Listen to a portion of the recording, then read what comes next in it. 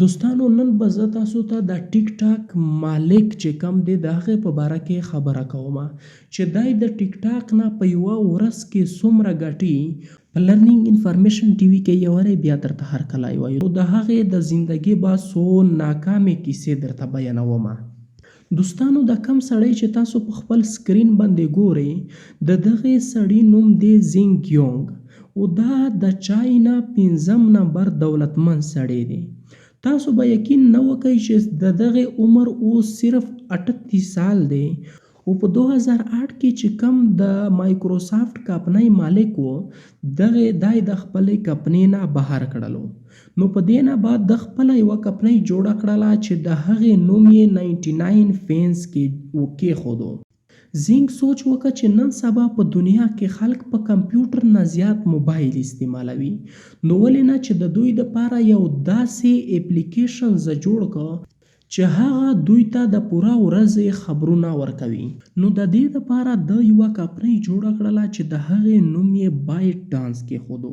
او دغې کمپنۍ په ټیک ټاک جوړولو نه اول یو بل اپلیکیشن جوړ کړو چې د هغې نوم یې هینټوزای کېښودو.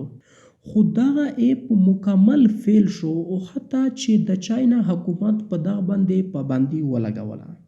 نو په دې ځای کې د ناکامۍ ورځې شروع شولې، خو ده بیا هم خپل هار نه تسلیم او خپل کوشش او محنت یې جاري وساتلو.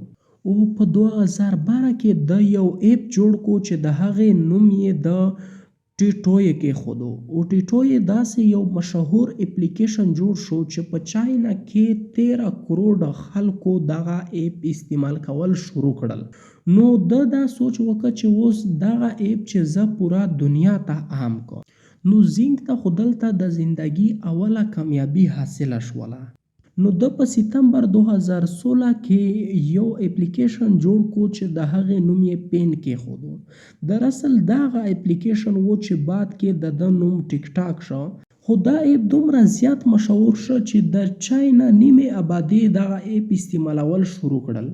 نو زینګ سوچ وکړه چې ولې نه چې مونږ دغه اپلیکیشن په پوره دنیا کې عام کو. نو په 2017 کې دغه اپلیکیشن په پوره دنیا کې عام کړلو او دغې ته ټیک ټاک نوم ورکړ.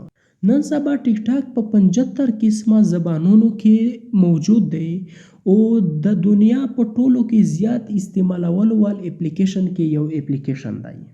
او زینګ ته چې د ټیک ټاک مالک دی په ټولو کې غټه کامیابي حاصله شوله او دی نن سبا د چاینا 5 نمبر دولتمند سړی دی او د ټوټل دولت 23 کروڑ ډالر دی. امید لرم چې دا ویډیو به هم د ستاسو ډیره زیاته خوښه شوې وي. د نورو داسې معلوماتي ویډیو لپاره دا ویډیو لایک او چینل سبسکرایب کړئ.